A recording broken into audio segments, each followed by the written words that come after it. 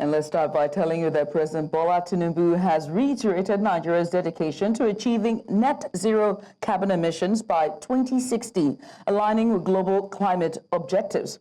Speaking at the Abu Dhabi Sustainability Week Summit, he emphasized the need for international cooperation and investment in sustainability.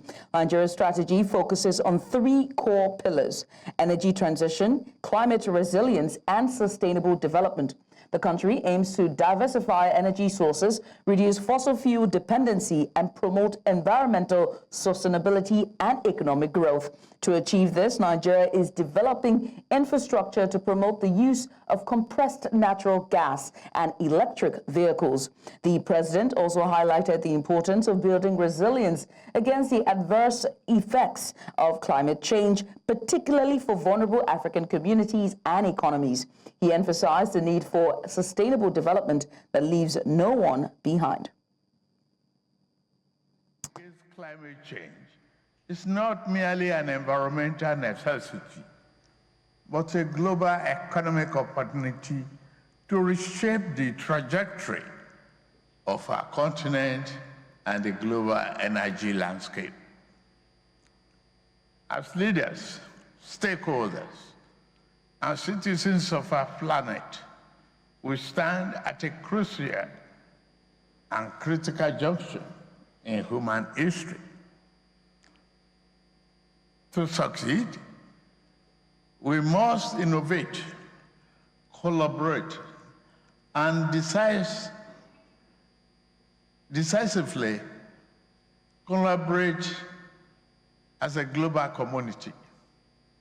As Africa's most populous nation and one of its largest economies, Nigeria recognizes its responsibility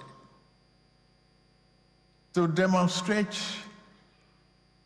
the required leadership on these matters.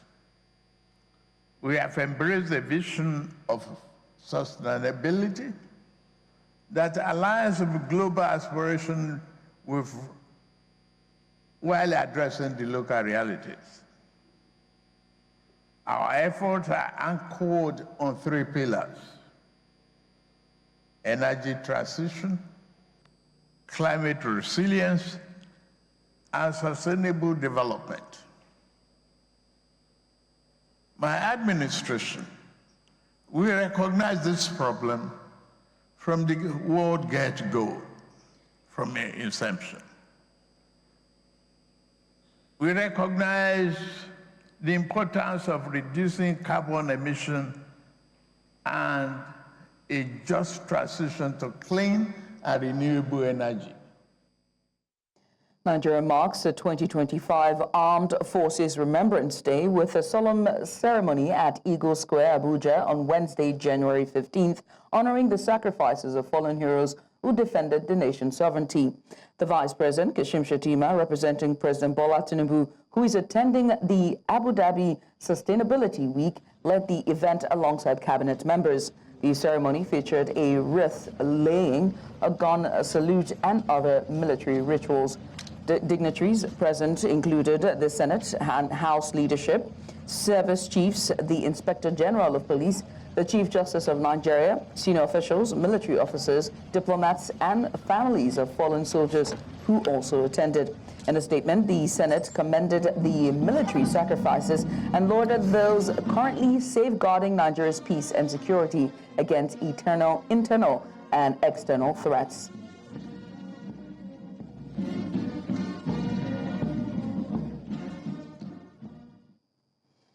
Meanwhile, the House of Representatives has called for the provision of scholarships and free medical services, including priority attention for the children and families of the nation's servicemen and women.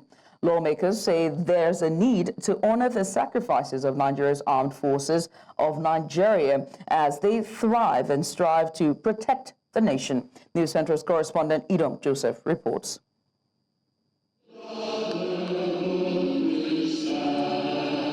It is the first plenary session of the year 2025, following the Christmas and New Year festivities. The session, chaired by the Deputy Speaker of the House of Representatives, began with announcements and the laying of petitions, then followed by a motion of urgent national importance, with a focus on honoring the sacrifices of the nation's servicemen and women. The House is aware that the Armed Forces of Nigeria, comprising the Nigerian Army, Nigerian Navy, Nigerian Air Force, have demonstrated unparalleled dedication, bravery, and professionalism in combating various forms of insecurity across the country. Lawmakers urged the federal government to maintain its support for the armed forces through increased funding and budgetary provisions. As strategic as the Armed Forces of the Federal Republic of Nigeria is, for us, the related committee chairman, to have some to develop further capacity in subjecting the armed forces to account for taxpayers' money.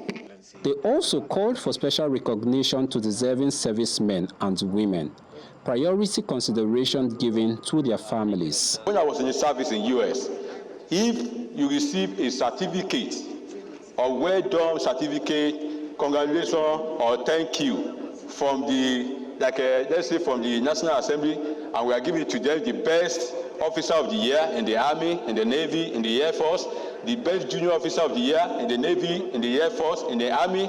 Sometimes they hold it up to the standard. And I speak from the point of increasing the welfare of Nigerian armed forces to include aftercare and welfare of the people they've left behind. We have debated enough on this, so I'll just put a question. Those in support of the motion moved by Honorable Babajimi Benson say aye. Those against say nay. The ayes have it. I think we should do more for the armed forces. In addition to honoring both living and deceased members of the armed forces, lawmakers emphasized the importance of recognizing the sacrifices made by members of the nation's military. In Abuja for News Central, I am Idonk Joseph. To discuss more on the welfare of ex-servicemen, a human rights activist and lawyer Justice Ejionu joins us now live from Lagos. Justice, many thanks for joining us. We appreciate you for doing this with us. Let's just get started. I mean, today's celebration is coming on the back of a prolonged war on terror, especially in the north and northeast. How much of a moral booster should this day event be for the forces? Please, turn on your video. Turn on your video.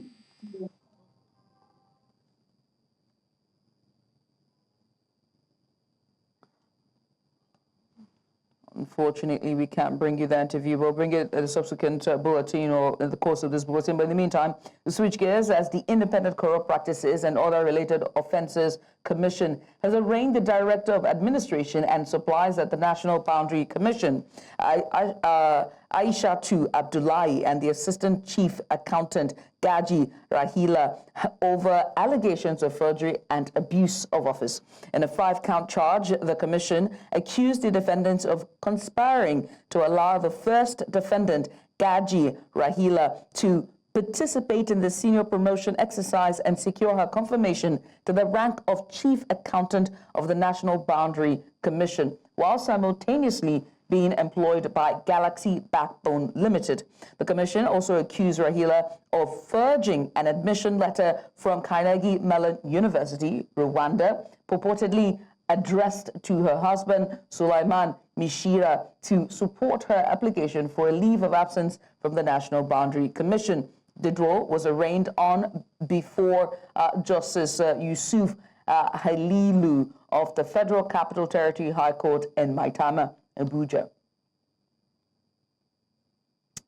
And back to Lagos, where reactions have continued to trail the impeachment of the Speaker of the House Lagos State House of Assembly, Mudashiru Obasa. In this special report, News Centro's Sagir Ibrahim visited Agege, which is a neighborhood in Lagos State, the stronghold of the former Speaker, to hear from residents about Obasa's indictment. Take a look.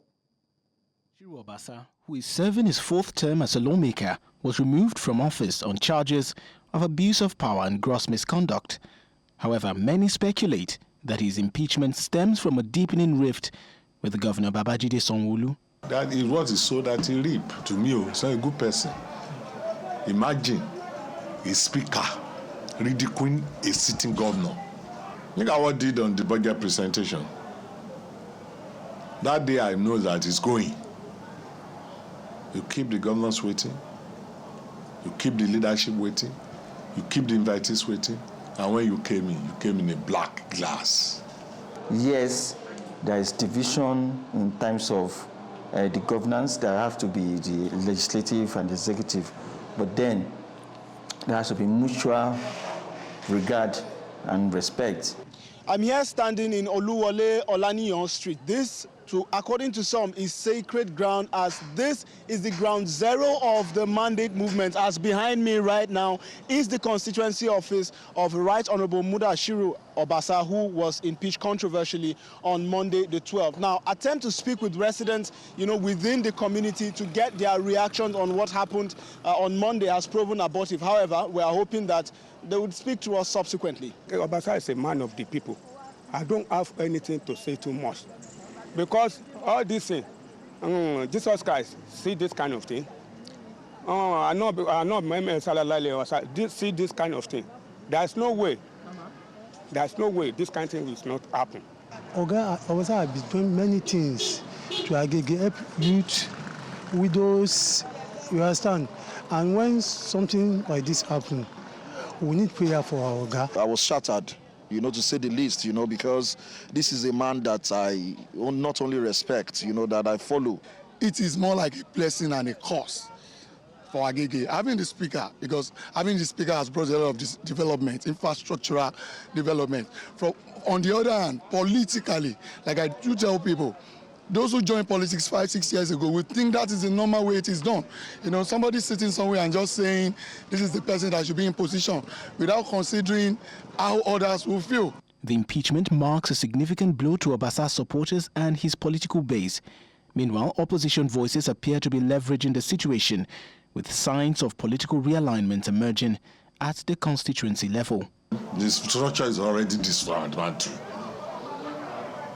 You see people following him before, not all of them that loves him. A lot of meetings has been going on. To fine-tune everything, a lot of meetings have been going on in order to bring Agege back to his normal shape. It's going to cost a lot of realignment in Agege politics.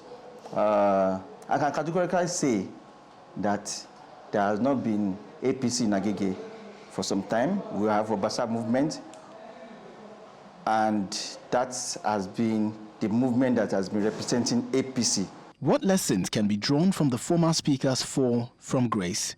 Power is transient, and whether being removed or you finish your tenure, it's just so that there's no position you hold that will not end. In a related development, the new speaker, Mojisola Miranda, visited the governor's office in Marina earlier on Tuesday. She said her visit alongside other members was to brief the Governor's Advisory Council on the recent leadership changes within the Lagos State House of Assembly. In the Agege area of Lagos State, Sagir Ibrahim for News Central. Meanwhile, the opposition People's Democratic Party and the Labour Party in Lagos State have demanded a probe of the impeached Speaker of the Lagos State House of Assembly, Mudashiru Obasa, by the anti-graft agencies. They made the call in the wake of events following the impeachment, which members of the Assembly justified citing corruption allegations. Publicity Secretary of the PDP in Lagos, Hakeem Amude, said the State Assembly should have already submitted a petition to the Economic and Financial Crimes Commission to investigate the fraud allegations against the former Speaker. Maintaining a similar position, Labour Party Secretary Sam Okpala said there should be consequences. And you're welcome back. First Bank of Nigeria Limited has refuted claims of abusing court processes in its legal dispute with General Hydrocarbons Limited. The bank said it had fulfilled its loan obligations but faced resistance when it demanded governance and transparency from GHL. The Federal High Court in Lagos has frozen assets worth $225.8 million linked to Nduka Ogbaegbena, Efe Damilola Ogbaegbena, Olabisi Eka Ogbaegbena, and GHL. However, GHL said it has secured a separate court order safeguarding its operations. Meanwhile, the management of General Hydrocarbon Limited, GHL, has responded to what is described as misinformation or inaccurate information allegedly put out by First Bank on the matter with GHL. According to General Hydrocarbons Limited, GHL, First Bank keeps talking about diversion of funds by GHL without providing any evidence. GHL said if FBN, and that's First Bank of Nigeria Limited, was so sure of its fact, why not put GHL on notice? Why an expatriate? General Hydrocarbons said, contrary to FBN's claims, it sought to appoint an independent asset manager to promote governance, corporate governance, I beg your pardon. GHL also said what FBN sought to do was to appoint a company that it can fire at any time to take over GHL's businesses, offices, and operations within 90 days, a further disbursement. GHL said it refused and counter-offered a joint operating committee with FBN, and they refused, resulting in the current impasse. The Chief of Defense Staff, General Christopher Musa, has alleged that terrorist groups operating in Nigeria are receiving foreign funding to sustain their destabilization agenda. Musa said some surrendered terrorists, as well as those apprehended by troops, were found in possession of foreign currency. He emphasized the need for a more proactive and strategic approach to addressing security challenges across the country. Meanwhile, the High Command of the Nigerian military has honored outstanding officers who have made exceptional contributions to the successes achieved so far, particularly in the ongoing fight against terrorism, banditry, kidnapping, and other emerging security threats. And now to economy, and this time Nigeria's inflation rate as it climbed to 34.80% in December, up from 33.60% in November of 2024, according to the National Bureau of Statistics, NBS. Transportation costs drove the increase, while food inflation eased slightly to 39.8% from 39.9%. Core inflation, excluding food and energy, rose to 29.3%.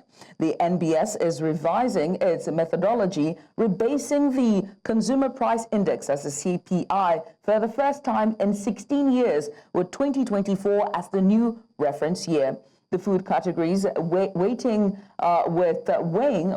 reduced from 51.8% to 40.1%, potentially lowering reported inflation. After raising rates by 875 basis points in 2023, the Central Bank of Nigeria plans its next monetary policy decision on February 18th of 2025.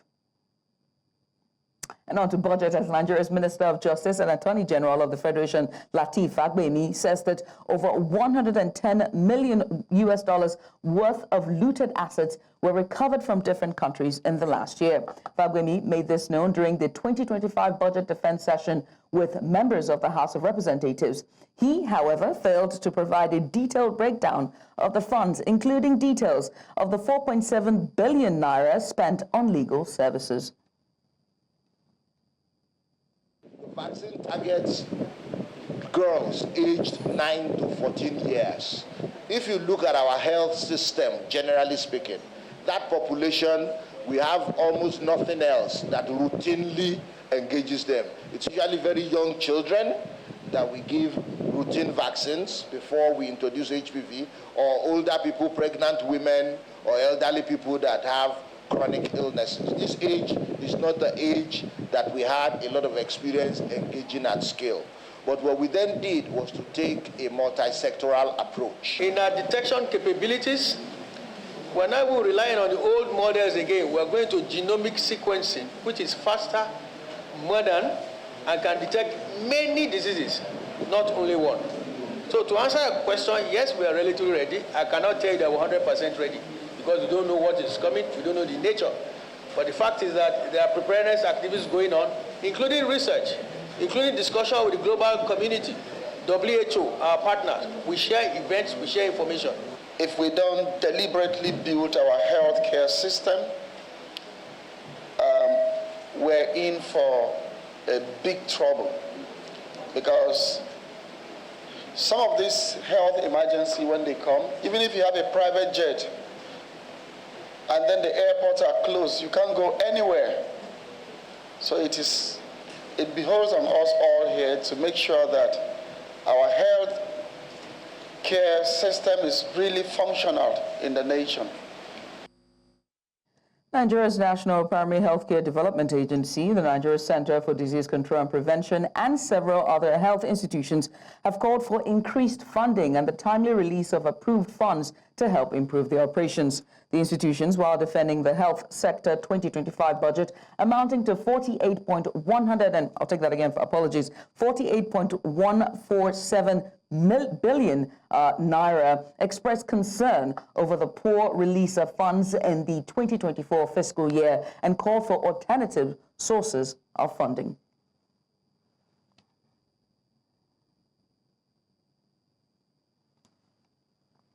Nigeria's Minister of Defense has expressed worry over the non-provision of accommodation and other welfare benefits for serving personnel. The minister, during the defense of the ministry's budget at the House of Representatives, says that the inadequate provision of welfare for personnel can negatively impact their performance, calling for improvements in the 2025 defense budget. The Chief of Defense Staff, while also reeling out the military's achievements in the last year, says that much has been achieved in the fight against insurgency and terrorism. Most of the barracks, the allocation being made is zero. How do we expect the personnel of the military to perform while their living standard is inadequate? In fact, the Ministry of Defense is supposed to provide some equipment for some of the zones, but we cannot. Out of what we have in 2024, we can be able to provide just 20 APCs. What 20 APCs can do in Katsina alone, Mr. Chairman, if we can be able to have 50 APCs that can go inside bush to flush out those criminals, I assure you, within 2 months, we'll finish the issue of banditry. See, at least for the first time now, we have been able to reach our oil quota, OPEC oil quota for Nigeria, and we intend to do more. Our target is to hit 2.2 for Nigeria. We're sure it's not something that we can also do alone. We also need the other stakeholders in the oil industry to also play their own role. So about 4 trillion naira was allocated to the security sector.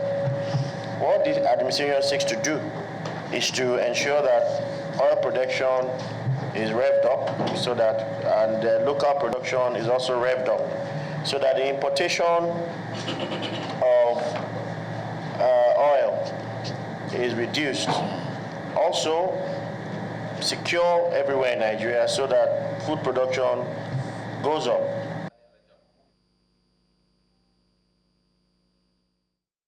Nigeria's Minister of Agriculture and Food Security says the federal government's commitment to efforts to ensure food security and transform farming in the country to mechanized farming has received a big boost as tractors ordered late last year has already begun to arrive at the Lagos ports. The minister, while giving an update on efforts of the ministry in achieving President Bola Tinubu's vision for the renewed hope agenda in the agricultural sector, says that the tractors, about 2,000 in number, will help farmers produce more yield.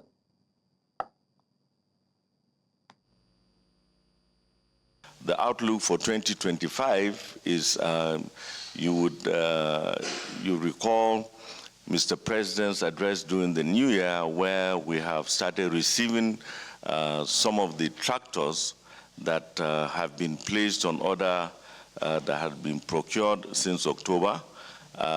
We have started receiving the containers. They have started arriving Lagos port. The 2,000 tractors from Belarus have started arriving Nigeria. And very soon, as soon as we finish the delivery and assembling, we're going to launch the tractors for onward distribution to our respective farmers. And now we head to Papalade community in Nasarawa State, where relatives and friends of Salome Adaidu are still reeling in shock over news of her beheading. 24-year-old Salome was decapitated, allegedly by Timileyin Ajayi, a man reported to be her boyfriend. Condolences have begun to pour in on social media across the country for Salome, as the family demands justice and an update on the case from the police. News Central's Amadine Uyi has been covering the story and has the latest. 24-year-old Salome Adaidu, a 7-youth copper with the National Youth Service Corps in Abuja, was hoping to finish her one-year mandatory service in March. However, on Sunday, January the 15th, a severed head of Salome was found with TikToker Timi Ajayi. Her sister says the news of her death is still hard to believe. Someone called me on the road that my sister is in Uke. We're not like, okay, what is she doing there? Please, is there any information, sir? Please, can you give me any information about my sister? The man was like, no, he cannot give me any information about my sister. I have to come to the general hospital in Uke to come and meet my sister. I said, okay, I'm coming. When I got to Uke, I saw my sister dismembered on the floor. My sister, they told us to come and identify the body. We came, we saw my sister lying down on the floor, her hand, her legs, everything separated from her body. Then we now asked what happened. Then I said a guy, her boyfriend, picked her up. Her boyfriend killed her in his house and was taking her head, only the head, to Nasarawa State. News Central tried to locate the residence of the suspected ritual murderer to hear firsthand what happened and to get to speak to those who had met him one-on-one before the incident. Some say the episode remains a shock. We got to see that there are some parts of human being sack, back, 7 back.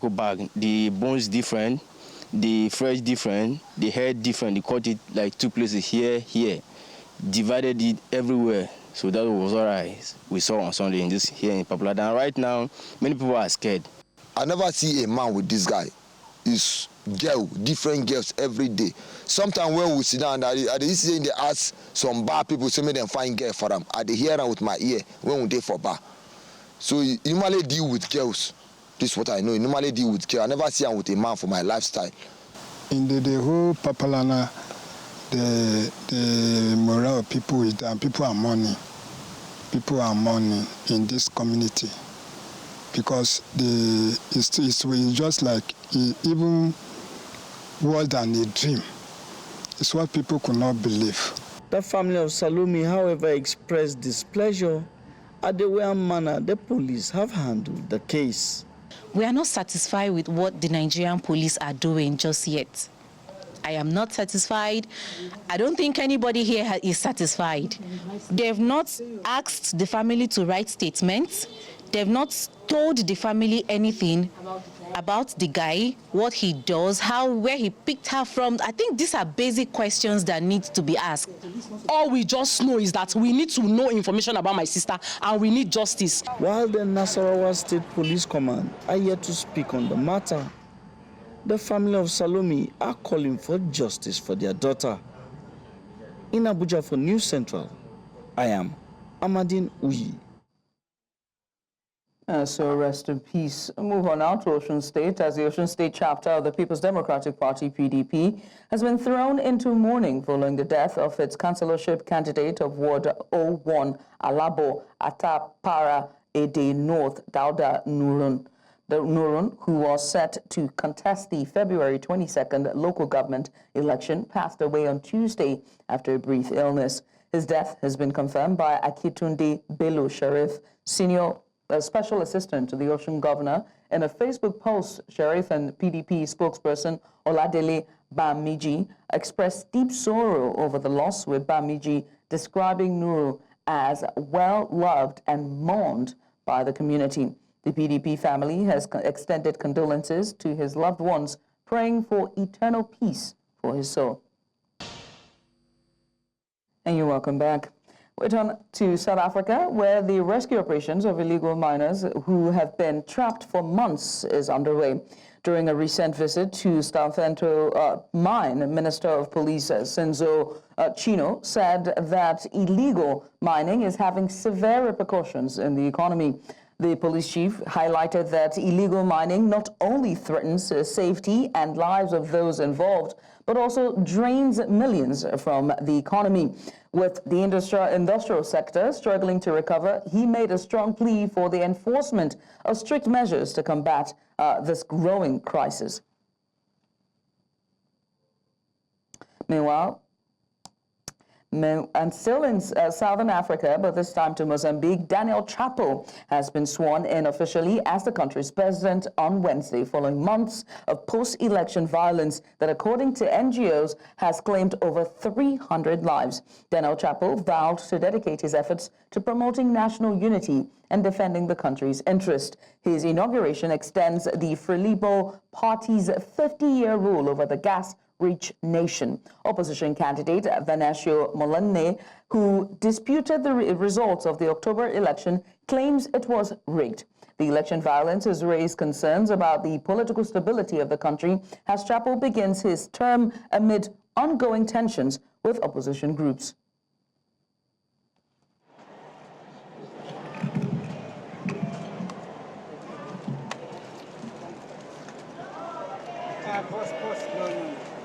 República de Moçambique, termo de posse. Eu, Daniel Francisco Chapo, juro por minha honra respeitar e fazer respeitar a Constituição, desempenhar com fidelidade o cargo de Presidente da República de Moçambique, dedicar todas as minhas energias à defesa, promoção e consolidação da unidade nacional, dos direitos humanos, da democracia e o bem-estar do povo moçambicano.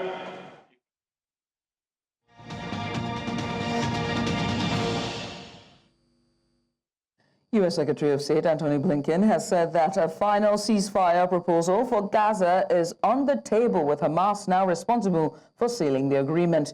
Speaking at the Atlantic Council think tank, Blinken revealed that the United States, in collaboration with Egypt and Qatar, presented the proposal on Sunday. He reiterated President Joe Biden's remarks, stating the deal to end the 15-month conflict was on the brink of acceptance and could be finalized in the coming hours or days. Blinken acknowledged the possibility that the agreement may be accepted after the inauguration of President-elect Donald Trump on Monday.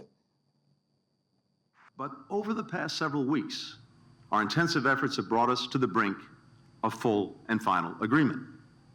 On Sunday, the United States, Qatar, and Egypt put forward a final proposal. The ball is now in Hamas's court. If Hamas accepts, the deal is ready to be concluded and implemented. And for more on this, I'm joined by international correspondent Afia Egan. Afia, can you tell us what's the latest on the ceasefire deal between Hamas and Israel? The latest that we've been hearing in the past hour or so, that the deal is imminent. It could come later on today or into tomorrow. So the deal will be done within the next few hours. That's the latest from Qatar. This is the deal that's presented by Qatari, US and Egyptian mediators. Now, initially, Prime Minister Benjamin Netanyahu and other Israeli officials were denying those reports, but in the past 30 minutes, it is becoming clearer that this deal is imminent. We have been here before, but it seems that the mood music from Qatar is we've never been as close to a temporary ceasefire deal as we have been for a long time. This is the same deal that was proposed in May of this year with a few alterations to it. But it's thought that the deal is on the way and it will come later on today or into tomorrow. There's so much that needs to be discussed when it comes to this deal and its potentiality of, being finalized. But can you fill us in on the details of the potential, ceasefire and hostage release agreement? Yeah, and it's actually the minutiae of the deal that people really want to know. If it's going to come in the next day and in the coming hours, what does that look like? Well, when hostages are released, that will happen in the next 48 to 72 hours. So we could see hostages released over the weekend, per se. 33 hostages are due to be released. And then there's the idea of prisoner swaps as well. Israel's not said exactly how many prisoners it is going to release, but it has to do that as part of the deal. Now, Palestinian civilians in Gaza will be allowed to move freely to the north of the Gaza Strip, but there will be security arrangements in place. The Israeli army will begin withdrawing from population centers during the first phase, but will remain along the Gaza-Egypt corridor, that's known as the Philadelphia corridor. Israel is also going to maintain a buffer zone inside Gaza as well. Now, this is just the first phase of this deal. The second and third phases could see all the hostages come back home, a full withdrawal of Israeli troops as well, and then ultimately an end to the 15-month conflict. But then the question now becomes, what happens the day after?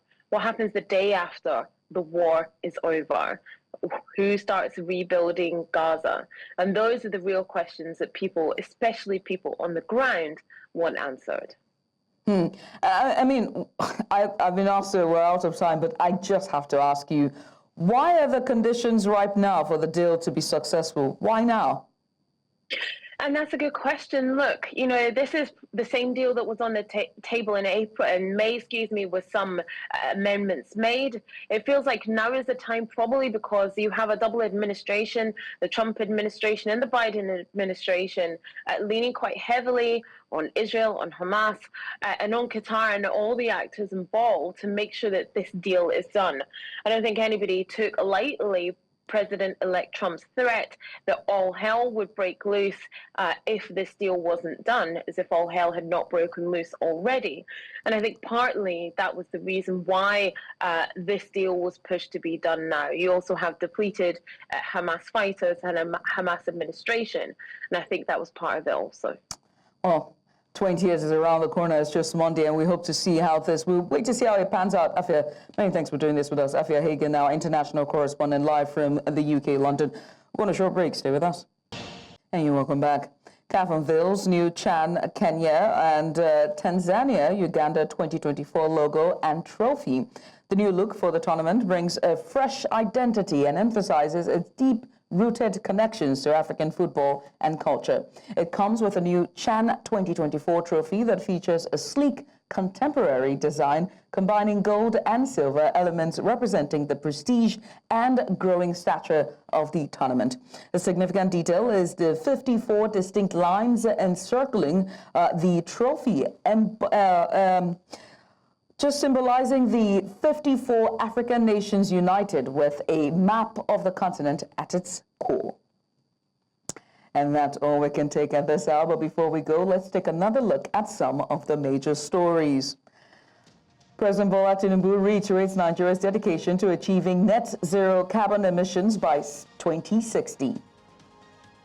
ICPC arraigns Boundary Commission Director staff over forgery allegations.